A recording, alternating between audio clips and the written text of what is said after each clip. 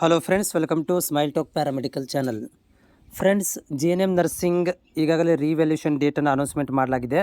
So ಆ revaluation ಬಗ್ಗೆ ನಿಮ್ಮಲ್ಲಿ ಒಂದು ಕ್ಲಾರಿಟಿ ಏನಂತ ಇಲ್ಲ ಅಂತಂದರೆ, ರಿವ್ಯಾಲ್ಯೂಷನ್ ಹಾಕಿದರೆ ನಮಗೆ ಮಾರ್ಕ್ಸ್ ಕೊಡ್ತಾರೆ ಅನ್ನೋದೊಂದೇ ನಿಮ್ಮಲ್ಲಿ ಏನಪ್ಪ ಅಂದರೆ ಥಿಂಗ್ಸ್ ಓಡಾಡ್ತಾ ಇರೋದು.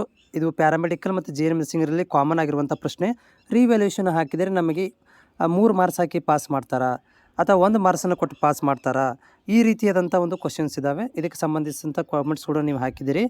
ಆದರೆ ಜನರಲಾಗಿ ಹೇಳೋದಂತಂದರೆ, ರಿವ್ಯಾಲ್ಯೂಷನ್ ಹಾಕಿದರೆ ಮಾರ್ಕ್ಸ್ಗಳನ್ನು ಕೊಡುವುದಿಲ್ಲ.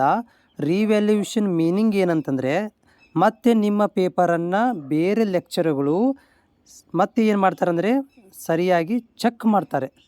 ಎಲ್ಲಾದರೂ ಮಾರ್ಕ್ ಅಂದರೆ ಸರಿಯಾಗಿ ಚೆಕ್ ಮಾಡಿ ಅವರುಗಳು ತಮ್ಮ ಬೇಸ್ ಮೇಲೆ ಮತ್ತೆ ಮಾರ್ಕ್ಸ್ಗಳನ್ನು ನಿಮಗೆ ಪ್ರೊವೈಡ್ ಮಾಡಿ ಕೊಡ್ತಾರೆ. ಅದು ನೀವು ಬರೆದಿರುವಂತಹ ಕಂಟೆಂಟ್ ಮೇಲೆ ಡಿಸೈಡ್ ಆಗುತ್ತೆ ಮಾರ್ಕ್ಸ್ ಕೊಡಬೇಕು ಬಿಡಬೇಕು ಅನ್ನೋದನ್ನು.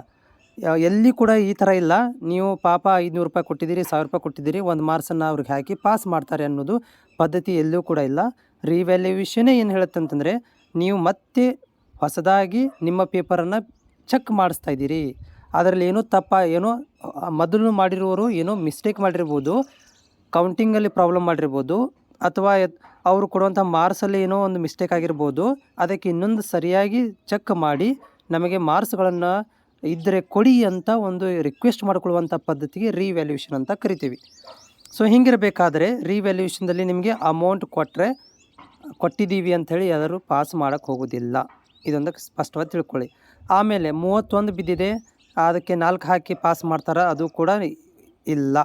ನೀವು ಇದಕ್ಕಿಂತ ಜಾಸ್ತಿನೂ ಕೊಡ್ಬೋದು, ಇದಕ್ಕಿಂತ ಕಡಿಮೆನೂ ಆಗ್ಬೋದು, ಅಥವಾ ಅದೇ ಮಾರ್ಕ್ಸ್ ನಿಮಗೆ ರಿಪೀಟ್ ಆಗ್ಬೋದು. ಯಾಕೆ ರಿಪೀಟ್ ಆಗ್ಬೋದು ಅಂದರೆ, ನೀವು ಅದರಲ್ಲಿ ಹೆಚ್ಚಿಗೆ ತೊಗೊಳ್ಳಿಕ್ಕೆ ನೀವು ಬರೆದಿರೋದಿಲ್ಲ, ಅಥವಾ ಹೋದ ಟೈಮ್ ರಿವ್ಯಾಲ್ಯೂಷನ್ ಮಾಡಿದ್ರಲ್ಲಿ ಏನೋ ಮಿಸ್ಟೇಕಾಗಿ ನಿಮಗೆ ಕಡಿಮೆ ಕೊಟ್ಟಿರ್ಬೋದು, ಅದು ಜಾಸ್ತಿ ಆಗ್ಬೋದು, ಅಥವಾ ಜಾಸ್ತಿ ಕೊಟ್ಟಿರ್ಬೋದು, ಅದು ಕಡಿಮೆ ಕೂಡ ಆಗ್ಬೋದು. ಬಟ್ ಟೋಟಲಾಗಿ ಹೇಳೋದಂತಂದರೆ ವ್ಯಾಲ್ಯೂಯೇಷನ್ ನಿಮ್ಮಲ್ಲಿ ಹೊಸದಾಗಿ ಏನಾಗುತ್ತೆ, ವ್ಯಾಲ್ಯೂಯೇಷನ್ ಆಗುತ್ತೆ.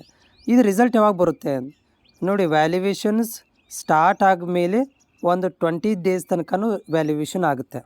20 ಡೇಸ್ ಆದಮೇಲೆ ಅದು ಡಾಟಾಬೇಸಿಗೆ ಹೋಗುತ್ತೆ. ಡಾಟಾಬೇಸಿಗೆ ಹೋದ ಮೇಲೆ ಅಲ್ಲಿಂದ ಒಂದು 2 ವೀಕ್ಸಲ್ಲಿ ನಿಮಗೆ ಮತ್ತೇನಾಗುತ್ತೆ, ರಿಸಲ್ಟ್ ಸಿಗುತ್ತೆ. ಅಂದರೆ ಓವರಾಲಾಗಿ JNM ನರ್ಸಿಂಗ್ ಮತ್ತು ಪ್ಯಾರಾಮೆಡಿಕಲ್ ಮಾರ್ಚ್ ಮಂತ್ ಎಂಡಿಂಗ್ ತನಕ ನಿಮಗೆ ರಿಸಲ್ಟ್ ಬರೋದಿಲ್ಲ. ಮಾರ್ಚ್ ಮಂತ್ ಎಂಡಿಂಗಿಗೆ ನಿಮಗೆ ರಿಸಲ್ಟ್ ಅನೌನ್ಸ್ಮೆಂಟ್ ಆಗುವಂಥ ಭಾಳಷ್ಟು ಚಾನ್ಸಸ್ಗಳು ಇದ್ದಾವೆ. ಅಂದರೆ ಒಂದು ಅಥವಾ 1.5 ತಿಂಗಳು ಬೇಕಾಗುತ್ತೆ ವ್ಯಾಲ್ಯೂಯೇಷನ್ ಮತ್ತು ಎಲ್ಲ ಕ್ರಿಯೆಗಳು ಮುಗಿಬೇಕಂತಂದರೆ.